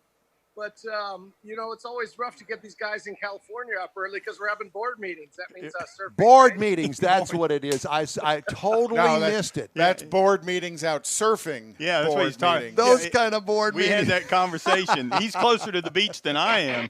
So, Eric, tell me about... Not to be confused. So thank you guys for having us on. What can we talk about today? Well, let's talk about what you do out there. I see a car behind you. What is it, and what are you doing to it? I see a 308 Ferrari behind you. You do. That's the world's first 100% electrified Ferrari. I bought it from Copart in 2014. It had a fuel fire, a salvage title, and we put a triple electric motor in that, and it about doubled the power. It's only about 220 electric horsepower, but it used to be about 179 foot-pounds of torque, and we put in about 330 foot-pounds of torque, and we put it attached it to a G50 Porsche transaxle, upside down and backwards like factory Porsche races. And then Top Gear Stig drove it around out at Speed Vegas, and I think hit like 167 miles an hour, according to the GPS speedometer, on a half-mile straightaway. Never even got to fifth gear. Whoa! So it's fast. Yeah, you think? So, what are you currently doing to it now? I see it on the rack. So we're repowering it. It was one of the early conversion analog builds. It didn't have a battery management system in it. The batteries were good, but we're going to put brand new lithium batteries because Electric GT is going to brand its own batteries for sale. And we're putting new batteries. It's going to be a demonstration of our new modular battery technology with the BMS system included. And we're bringing it up to modern standards. It was one of our kind of learning early curves of what we're doing. This is the newest thing we're doing is basically we've made a crate engine or motor block that includes everything that you need inside of, and here, I'll show you this. So this is an FJ62, and you can see little dots all over it. And we scan that. We've got a motor block that we've designed that has the charger, the high voltage junction box, a motor, about 25 kilowatt hours of battery pack built into it. And basically it drops in and it mates up with a manual transmission, plug in some auxiliary battery packs, and you have a complete conversion system for a vehicle that fits in the size of an LS footprint. We're getting ready to release that. So what are you telling me, that you guys sell these packs for numb guys like me? Think of it like this. It's an electric crate swap that kind of changes the ecosystem of a car. Have you guys heard of the term de-icing before? And I'm not talking about defrosting your windshield.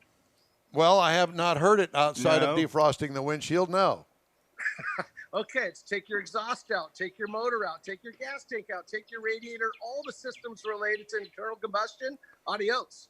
So once you de-ice the car, clean it up, then we can put our new ecosystem into, I think that our new 413 system fits into something like over 10 million cars made from the 60s to the 90s.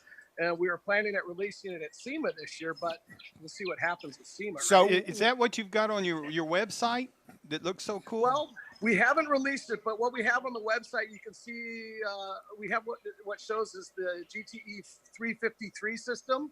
And what the difference is on the new system is it's going to be a high voltage, current OEM industry standard, 520 volts. We have a better ecosystem of parts to choose from, like electric compressors for air conditioning, chargers. We have all the supply chain of products that we need to build our ecosystem more readily available by going with kind of a higher voltage system than the 353 on our website. So what is the weight trade-off for your component system when you subtract all of the gasoline propulsion systems out of a vehicle and add yours to it?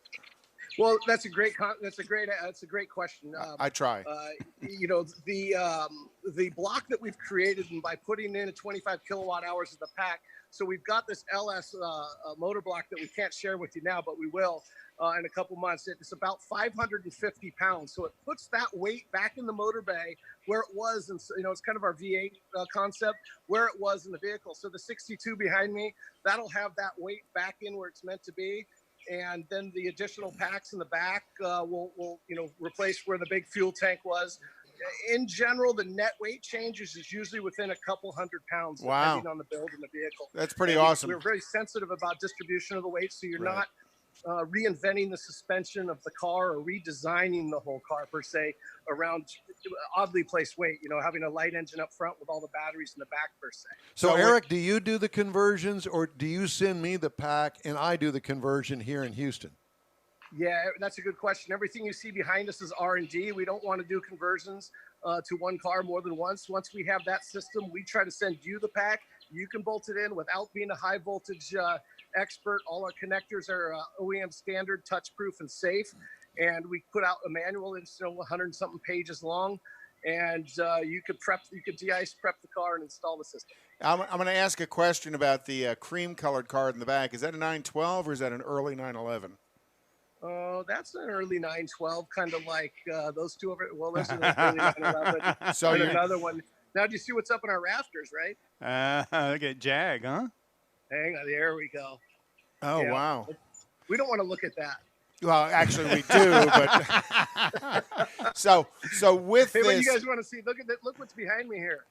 Is that a Jeep Wagoneer? Yeah, so it's going to be a demonstration vehicle for some guys. Here, I'll give you here. We'll go out and look at it. Thanks. So that's going to be a demonstration vehicle for a shop that just needs to drive clients around. So you're all the age. You remember Fantasy Island, right? Sure. The plane. Yeah, we're chopping the top off it today. Just our Saturday activity. So we just cleaned out. See, there's a nice clean motor bay. Yes. And normally we'll scan these but we're doing a small system in that. And then the fab guys are here today and they're chopping the top off to lighten this thing up. And we're going to put a small system in it. It should be pretty fun to drive around. Hey, would you invite us out to come and play with you on one Saturday? Yeah, we'll start with a board meeting, though. That's important. Hey, Huntington Beach is the world's center of surfing. Well, listen, I'm sorry. Well, I'm sorry that we don't have a whole lot of time here, Eric, but we appreciate your time. It's Electric GT out there in Huntington Beach. What's the website? ElectricGT.com. Very good. We definitely want to have you back on. Thank you. We look forward to it, and sorry for the late arrival. And today, the guys. split window, the electric split window. Oh, sorry. No, I'm not sorry. We're all excited about that. Keep walking around and we'll look over your shoulder. Eric, thanks again. We appreciate the time, and we'll talk to you again soon. The In Wheel Time Car Show live streams on Facebook.com, In Wheel Time, on YouTube, and our website, InWheelTime.com. Podcasts available on Apple Podcasts, Spotify, Stitcher Radio, iHeart Podcast, Google Podcast, and Podcast Addict. Quick break now, and then we look into the new Ram Rebel Diesel. Back in a flash, we hope. Thinks it's okay to drive stoned? I mean, what's the worst that can happen? You end up driving below the speed limit? It's no big deal, right? Wrong. The truth is, your reaction times slow way down when you're high. You not only put yourself in danger, but everyone around you. Talk about a buzzkill. Stop kidding yourself. It's not okay to drive high. If you've been using marijuana in any form, do not get behind the wheel. If you feel different, you drive different. Drive high, get a DUI. Paid for by NHTSA. A social distancing tip. While the CDC urges you to avoid close contact, like hugging or shaking hands, there are other non-physical ways to say hello. Wave, wink, use sign language, salute, smile, give the peace sign, throw up an air high five, do jazz hands. Remember, stay a minimum of 6 feet or 2 arms length away from others and stay home if you can. For more info, visit coronavirus.gov. Let's all do our part because we're all #AloneTogether. Brought to you by the Ad Council. Hey, this is Houston's most in-depth car show, In Wheel Time. Streaming live on Facebook, YouTube, and In Wheel Time this Saturday. And the hours are 10 a.m. until noon if you ever want to watch the live broadcast and you happen to be watching or listening to the podcast, then we are live. We record it live, and we bust it up into 4 podcasts so you can listen to them during the week. And we hope to have a very special podcast coming your way soon. We're working on that, and I'm not going to tell you what it is. I'm not going to taint it. No, but you're going to tease it as opposed to taint it. I am. So at any rate. All right, time now for this hour's car review, and it's actually a truck, and it's the 2020 Ram. And I said Rebel. It's the 2500. Okay, that's the heavy-duty Ram. Available trim levels are the Tradesman, the Lone Star, the Laramie, the Longhorn, and the Power Wagon. We had the Power Wagon Crew 4x4, 2500, 3/4 ton. The most expensive one they sell, probably. Loaded to the gills. Yeah, it was pretty much loaded to the gills. How many passengers? 5? 6. Oh, so it's a bench front seat. Well, you would not know that. Quasi bench. Yeah, it's because the center seat in the front is actually an armrest that's about that wide. It's not wide enough for me. It's about that wide, and it folds down, and so you'd think that, oh, well, that's just the big console. Console. There it is right there. But you can fold it up out of the way. You can see it. Well, that's the one with the bucket seats. But the one with the bench looks just like that. Oh, cool. Yeah. So, at any rate, all new for 2019. 3 cabs, 2 bed lengths, 2 powertrains available. Same interior as the 1500. It's beautiful. Power Wagon graphic on the side. We showed that just a minute ago on the side of the bed behind the cab. Awesome vertical signature on the side over there. Love the wheels on it. Tough, brawny, mean look. Ram box was an addition to it. Clearance lights on the cab should be standard. If you're going to get a heavy duty, I want those clearance lights. I love the clearance lights. It's just the look. I don't know what they're there for. It's that 18-wheeler look you like. Yeah, it is. I mean, if you're going to buy something like that, I don't know what that is, but it looks kind of funky. Anyway, best-looking dash and instrument cluster in the market today. Comfortable seating. Prefer cloth with the tire tread on the seats. We're looking at the outside now. 12-inch infotainment screen rocks it. Uconnect system is the best that there is. Bigger than a limo inside this thing. What I liked about it, the storage and the USBs are everywhere, including in the floor. What could use improvement? You tell me, because I can't find anything. It needs you in the seat for an improvement. Pretty much, yeah. I think I'd really look good in there. Don't say anything, Mars. You just sit over there and drink your Cokes. Engine, 6.7-liter inline Cummins diesel. It's the beast. 370 horsepower and 850 pound-feet of torque, and you can actually get some sort of goose up in that to break it 1,000. It's 1,000. Yeah. Tow rating up to 20,000 pounds. Haul rating up to 3,600 pounds, depending on cab and all of that stuff. I got 14 miles per gallon, over 414.4 miles. What I liked about, oh, by the way, it has an optional 50-gallon fuel tank. 50 gallons? 50-gallon that'll fuel get you tank. to Dallas and back. Yeah, several times. There goes your EV. Yeah, forget the EV. Power Wagon has all-terrain tires, off-road shocks, tow hooks, skid plates, manual transfer case, 410 axle, and a front winch. And that front winch is built into the bumper, so it doesn't hang out in front of it. It's all behind the bumper, so all you see is the hook. It's really cool. What I liked about it, the testosterone spurting man truck look to it. That's what I liked about it. Testosterone spurting. Not sure I'll comment on that. But if I did, I won't. you are and a weird. pall of silence comes over the studio. And we're all blushing. Base trim price is $53,250. As tested, $69,890. Base price, $37,450. That's not a bad price for that much trim. It really isn't, but especially the base model price. And by the way, you can get the Power Wagon without the graphics in the Tradesman V8 all-wheel drive. So it comes with all the other stuff that the Power Wagon has on it, except the graphics in a V8. Okay. Competitors: Ford F-250, $37,625. GMC 2500, $40,000. Chevy, that would be the 250 or the 2500, I guess it would be, $38,300. And that's the review of the 2020 Ram 2500. Power Wagon. Power Wagon. Did you have any other comments that you'd like to make? Send them to info. No. I'm not asking. I'm asking you. No, but it's a workhorse of the industry. When you look at that's not what I was kind of looking for. But okay, go ahead. But when you look at people who use a truck to tow and haul for a living, that's one of those vehicles that they're going to take because it's going to give them the power to drive any weight anywhere. But it's also going to give them the luxury inside. I think I've silenced Mars, but that's just fine with me.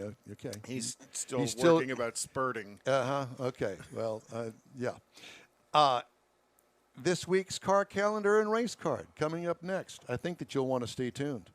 Are you one of those people who thinks it's okay to drive stoned? I mean, what's the worst that can happen? You end up driving below the speed limit? It's no big deal, right? Wrong. The truth is, your reaction times slow way down when you're high. You not only put yourself in danger, but everyone around you. Talk about a buzzkill. Stop kidding yourself. It's not okay to drive high. If you've been using marijuana in any form, do not get behind the wheel. If you feel different, you drive different. Drive high, get a DUI. Paid for by NHTSA. A social distancing tip. While the CDC urges you to avoid close contact, like hugging or shaking hands, there are other non-physical ways to say hello. Wave, wink, use sign language, salute, smile, give the peace sign, throw up an air high five, do jazz hands. Remember, stay a minimum of 6 feet or 2 arms length away from others and stay home if you can. For more info, visit coronavirus.gov. Let's all do our part because we're all #AloneTogether. Brought to you by the Ad Council. It's In Wheel Time, America's most popular car talk show. We are all things automotive. Time now for the car calendar and the race card. Well, we'll start with the race card, and with that, we'll talk about some of the dirt tracks that are around. The 105. Muddy it would be today. Oh yeah, it'd be a great day to go get mud slung on you. The 105 Speedway up in Cleveland is going to have races tonight from 5 to 10 p.m.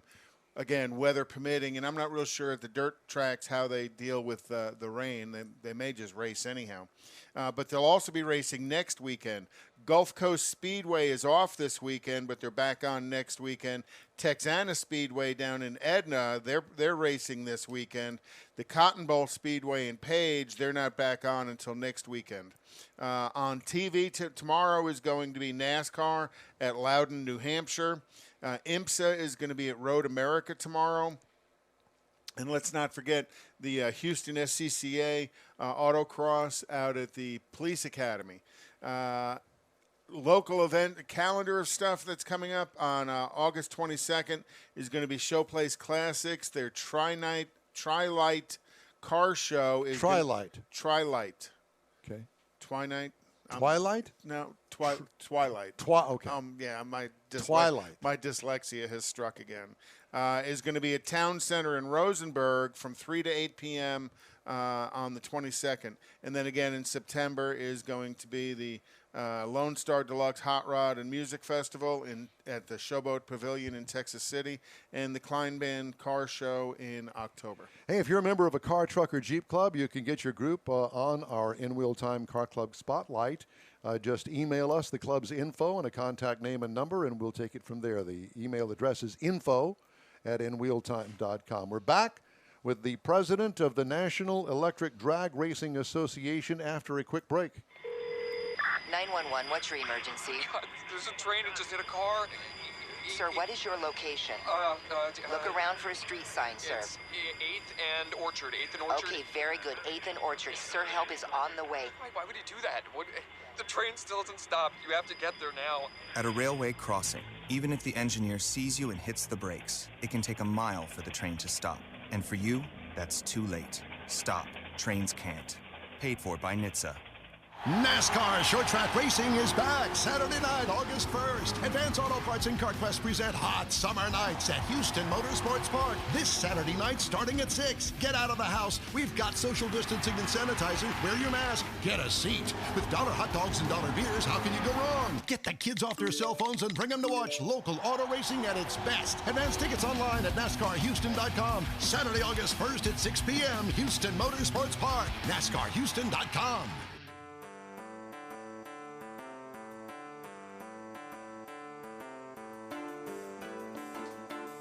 Huh. I don't think that's the music bed that I had in mind, but live from Studio A, welcome to In Wheel Time, your everything automotive award-winning car talk show. Along with Mike Out of This World Mars and King Conrad DeLong, Don Armstrong here. So glad you could join us. This is our EV car show today, electric vehicles.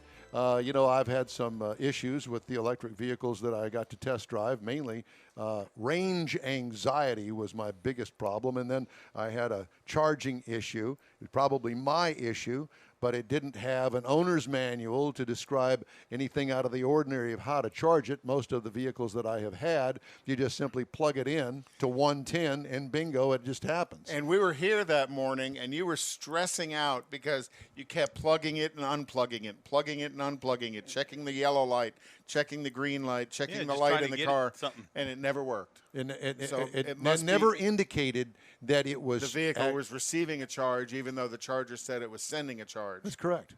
So and then you went down to the Whole Foods for the fast charge, and that didn't work quite well either. No, because the EV lady that was on the phone with me, because I didn't have a card, you have to have their EV Go card. You can't just have a regular charge card and go over there and say, okay, well, here's my Visa card. It's a revenue generator, Don. They sell power charging.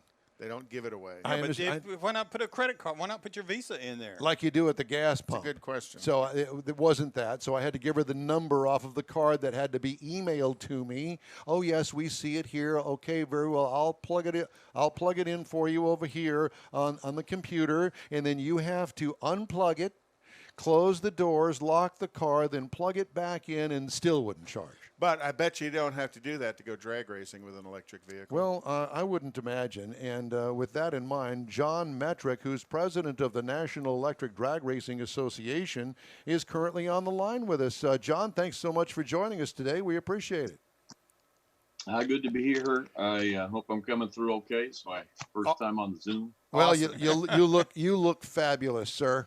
We do appreciate it. So, the National Electric Drag Racing Association, is it kind of like NHRA but electric?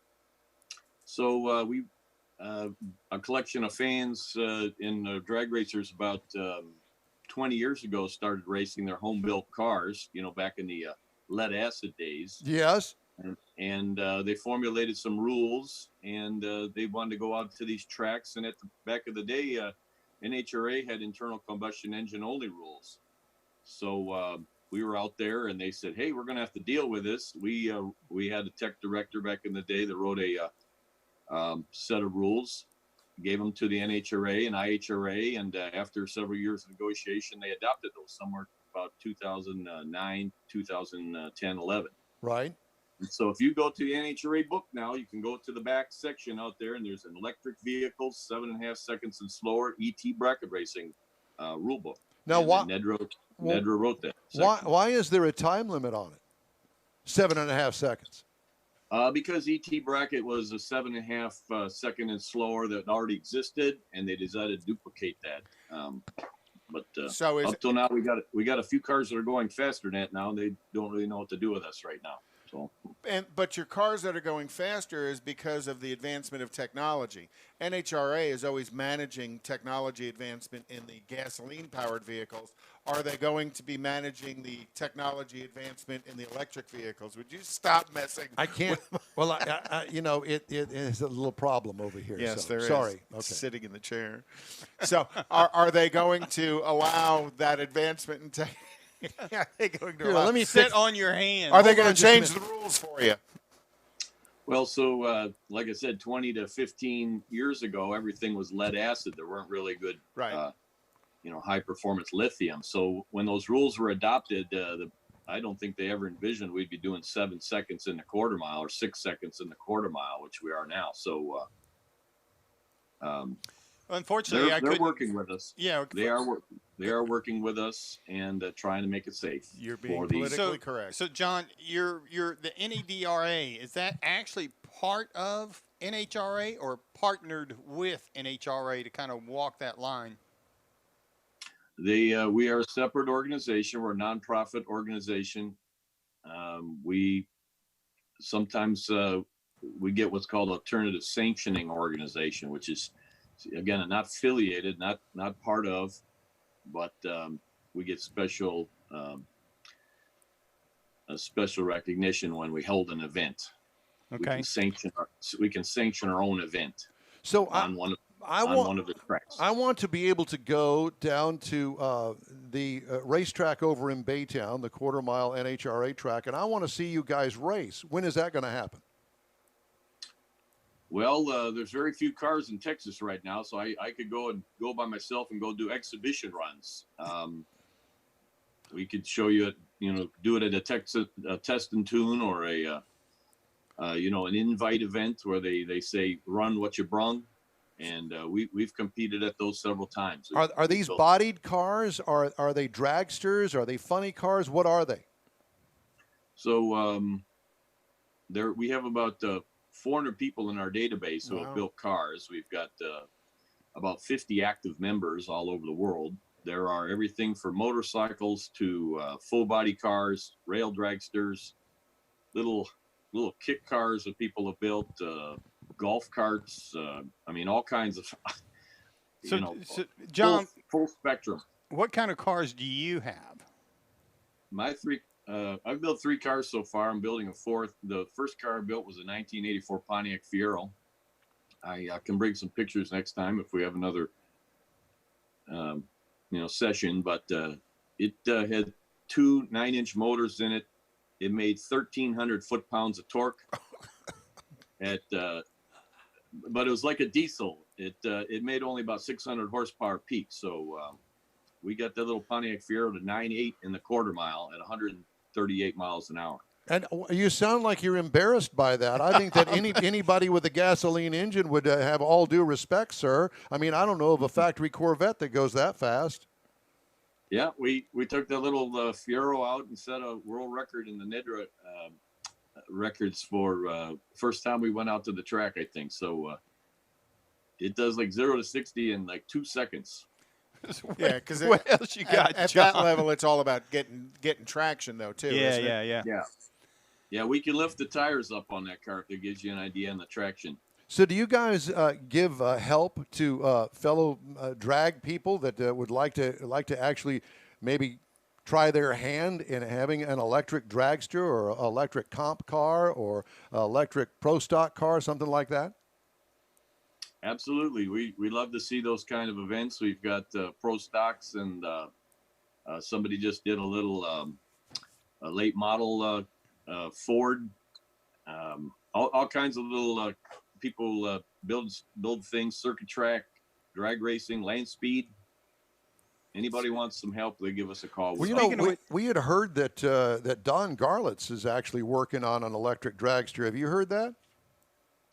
Don has been working for about 6 years. The Swamp Rat 37 is a full top fuel electric chassis.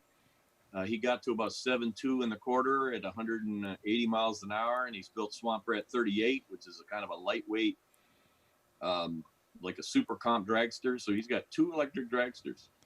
Now, are you familiar with a guy by the name of Eric Hutchinson down at Electric GT? No, sir. Yeah, he's out in Hollywood, and he does car conversions, and that was a pretty interesting interview that we had earlier on our show. And then we had a great guy that's down in Florida by the name of Steve Klun, and he owns Green Shed Conversions, and I think that, are you familiar with him? I am. Him and Steve and Audrey. Yep. Very good. So I see that you guys are kind of in some sort of an electric network, so to speak. Yes, What a Audrey is our membership director for NEDRA, so it's a small community.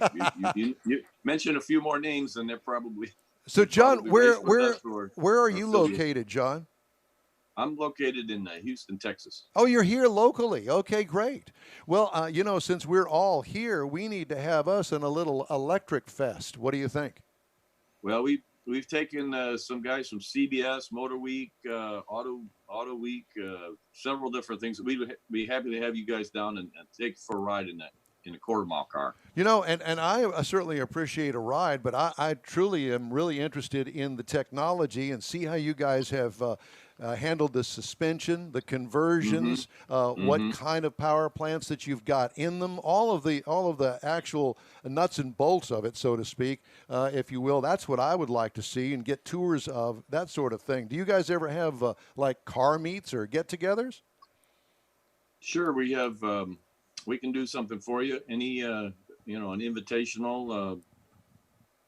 Like I said, Texas, we're a little bit lean on electric cars down here, but we travel to all over Florida, Maryland, Missouri, Phoenix. Well, back in my day, John, it was all about cubic inches. So do you go around and say, well, my electric motor is bigger than yours? I mean, how does that exactly work? I'm just saying. We've dynoed the car. The dyno speaks for itself, but we talk in terms of the inch diameter of the motor. Usually, the larger diameter, the more shaft torque that it can develop. So shaft torque, kind of like cubic inches. Yeah. So we heard earlier that the guy down in Florida was talking about a 9-inch motor, and then I assume that's what you're referring to. Yeah, so 9-inch would be this big round, right? And inside of there's the coil or the magnets, right? And that's what develops the amount of torque. A little motor about this big, it's not going to develop much torque. Right. Bigger and bigger. Garlett's uses a 13-inch diameter motor. What does Tesla use? You might call that about a 6-inch motor. Gotcha. Okay, so it's a core inside of a cooling circuit. So like when you see the motor, it's about 12 inches in diameter, but if you tear apart the cooling system and all that, inside there the cores look really only about that big. So with drag racing, do you still have to cool the motor like you do in road applications? When you're down the quarter mile in only 7 seconds, there's very little cooling. Yeah, you don't have to worry too much. So that also saves you some weight and just a hassle of setting up a cooling system on it as well. Sure. Like I always like to say, we have one moving part. The vehicle. Just the rotor. Yeah. Just the rotor. So John, you mentioned something about speed. Have you been down to the Texas Mile or any of your organization members? I've personally been to the Texas Mile, the U.S. Mile, and we still hold some records there. We did a 155 in the Fiero and 165 in the half mile at the Ellington Field in Houston. Oh, wow. US, at the half mile. And I think that was 11th fastest car that day. So I'm impressed that you got a Fiero to go that fast. I don't care how you're powering it. Yeah. I'm thinking, here's my thoughts on this, because, NHRA has been popular for the sound, not only for the speed, but the sound that those top fuel dragsters put out. And I'm thinking, maybe since you guys have plenty of battery power, that maybe we could somehow incorporate some great big 16-inch speakers built into the body, some boom boxes built in, and we could have the sound of a top fuel dragster engine coming out where we'd normally have the exhaust and the zoomies. If you could build the amp, I will power it. Those the loudest car on record, something like 120, 130 decibels, and they do that with 16,000 watts. It's like 8 alternators. 18,000 watts. We make like 1.8 million watts. So we could power. I would love to do that. Sound like the Saturn V taking off. Well, let me ask a question, because when you show up at the Texas Mile or at Ellington and set these records and go those kinds of speeds in those vehicles, after you do that, how much attention does it attract to your pit area as everybody comes over to check it out? Yeah, it's a great question. We are always super busy with visitors. I can barely get any work done. Houston Motorsports Park or Baytown, San Antonio, Texas Mile, wherever we go, there's usually a good 5-6 people asking questions, pointing, how can you do that? How can you do that? How old are those people? It's funny, the younger crowd, say 30 and under, they just look at it and go like, yep, that's cool. I really want to do this. It's that older crowd that's like looking at it kind of scornfully, like, I can't figure out how to plug the plug in, or something like that. I don't want to. I know. I heard that story earlier. Pay no attention to my gray hair, sir. Yes. Well, Don won't have range anxiety a quarter mile at a time. No. I'm in a sport where we don't have range anxiety. My battery packs are these tiny little things like a lunchbox, and it puts out, say, 1,000 horsepower out of a lunchbox. So at the end of a run, how drained is your battery? So if you start at 100% at the end of the run, what is your battery usage? It's a common question, but I'd say about 15%. Oh, really? So you get multiple runs off of a charge. I could go multiple runs, but you are usually trying to be very, very consistent. So you want to leave the line at the same state of charge every single time. So we usually top it off. I usually top it off. I can top it off in about 15 minutes. And your data acquisition from the run is pretty consistent with the data that everybody else is getting with the computers that they put on the gas-powered cars? We have all that, and we can take motor amps, motor volts, RPM. We can do estimated torque, estimated, ET. I have a little Miata that's I'm very proud of. Does a 1/160-foot time. It's almost like 0 to 60 in 1 second. Oh my gosh, you're making all the drag racers jealous now. It's like a go-kart. Well, John, we're out of time. We really appreciate you taking the time to talk to us today. President of the National Electric Drag Racing Association right here in Houston, Texas. Let's talk again. Let's stay in touch. Let me know when you got an event coming up. We appreciate it. Okay, guys, thank you very much. Thank you. More of the In Wheel Time online show, including the Mystery Garage and This Week in Auto History after this quick break. When might you be buzzed? When you suddenly love everything. You guys, I love this song. I love these nachos. I love our kickball league. Ugh! I love this guy. What's your name? You know what I'd love? A ride when it's time to head out. If you see a buzzed warning sign, call for a ride when it's time to go home. Buzz driving is drunk driving. A message from NHTSA and the Ad Council. I love your car. Is this real leather? A social distancing tip.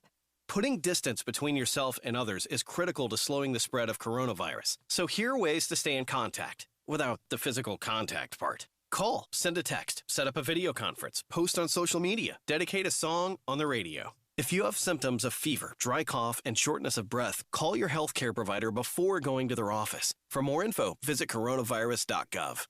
Let's all do our part, because we're all #AloneTogether. Brought to you by the Ad Council.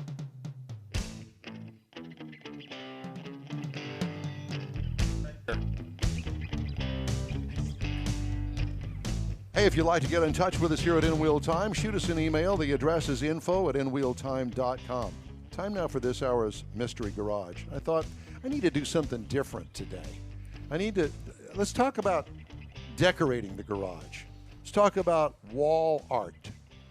I got wall art. You got wall art here, with the license plates, the In Wheel Time poster. You got the coronet. So the story there. with the license plate, and that's a good one. That's a good place to start. And by the way, you can get used license plates all over the place. You can get them online. They're cheap. Now, if you want to get into personalized plates, matter of fact, Craig Bierman has a whole collection of personalized plates that he's got hung on the rafters of his garage. That's got to be a mystery garage you've got to go film, because I imagine Bierman's garage and house would be a fun It would take trip. up a lot of shows, I can tell you that. So anyway, the history behind those license plates, starting with when we moved here way back in the dark ages with the Wisconsin plate up at the top. Those are all of my parents' plates until about, 1970. And that was 1970 would have been my first car up there at the top. And then the rest of them are also my plates. And then all of the KPRC plates, because you are a member of the Radio Broadcasters Hall of Fame and have your own radio station plate. You're something special, Don. Let's see. That was 1983, 84 when my daughter was born. So that's how old that stuff is. So we don't. Do we have to? Did you just call your daughter old? I did. It gives you an idea. So anyway, we're talking about wall art here in the Mystery Garage. The Mystery Garage is back here, by the way. So in the Mystery Garage today, we're going to start with this particular photo that's coming up. There it is. So look at the woodwork on there. Do you know what that is? Shiplap. No, I've watched them up in Waco. It is not. No, it is not. It's not flooring. It's Shaved not shiplap. 2x4s. No, it's pallets.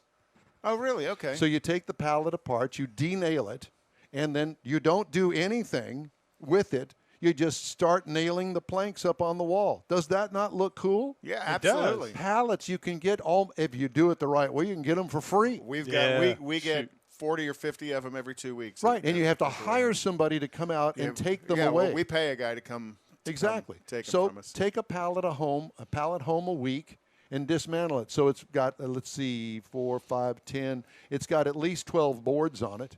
Oh, yeah. I mean, actually, ours are kind of brand new, and they tell us they're made from white oak, so it's a pretty good wood. So I can go home and get denailed. Yeah, absolutely.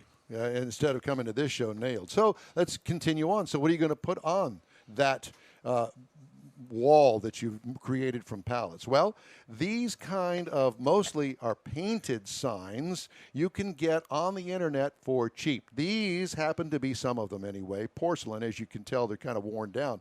But you've got all of these kind of things, and I picked this one because it has Dad can't fix stupid, but he can fix what stupid does. I thought that was pretty cool. I like that one. But yeah. So these are kind of signs that you can get at any of those places. Flea markets, and you can also get them at Hobby Lobby.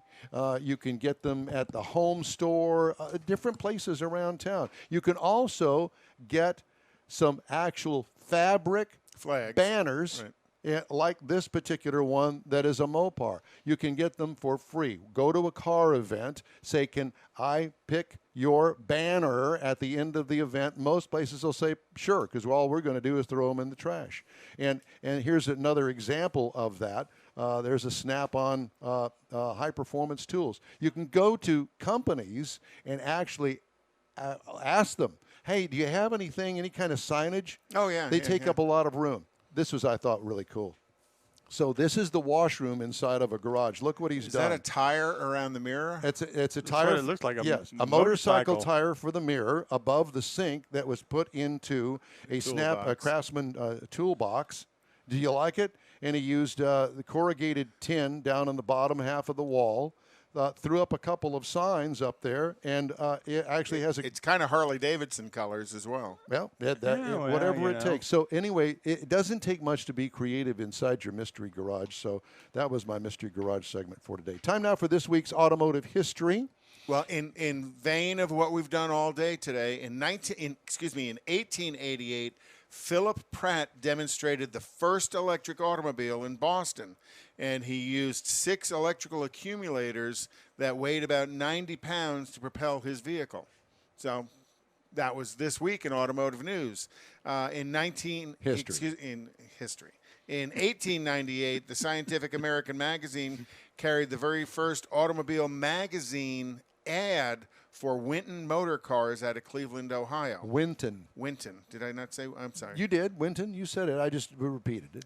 In 1903, the first cross-country auto trip from New York City to San Francisco was completed, and it was done in a Packard, which finished the trip in 52 days. Now, you got to remember, that was before there was any of this interstate highway system, and they were probably riding on a lot of mud roads. Oh, can you imagine for 52 days? Oh, my gosh, that had to shake your teeth out. In 1909, the newly formed General Motors Corporation acquired luxury automaker Cadillac. Cadillac was actually founded out of the ruins of Henry Ford's second automobile company. Ford was his third attempt at an automobile company. Cadillac was his second attempt, and as that company failed, Leland convinced those people to stay in business and created Cadillac out of it. And his idea for the very first Cadillac was actually using some Ford Model A frames. Remember last week was the first Model A, with an Oldsmobile single-cylinder engine in it. So even back in those days, GM was sharing engines. Ba-dum-chunk. Chrysler Corporation acquired the Dodge brothers for $170 million in 1928. In 1941, Jeep was born this week, actually today on August 1st, and Parade magazine called it the Army's most intriguing new gadget, a tiny truck which can do practically anything. In 1973, Bonnie and Clyde's bullet-ridden 1934 Ford V8 sedan was sold at auction for $175,000 to Peter Simon in Nevada.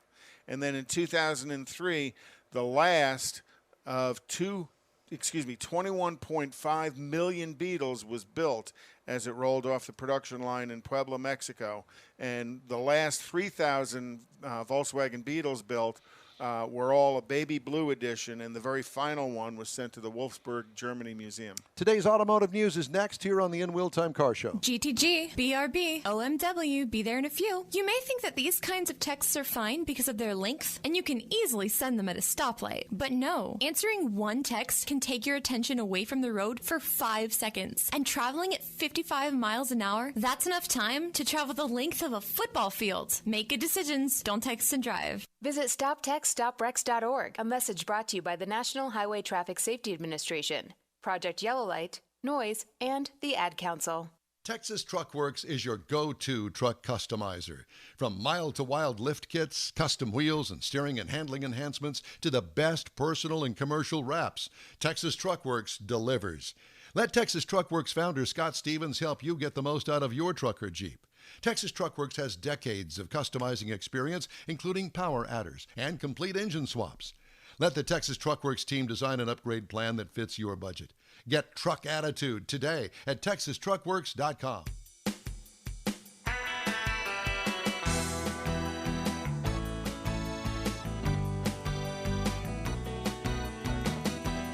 The Huntington Beach guys would appreciate that. Yep. They would. The Hollywood guys? Yeah. Yeah, they got up at noon.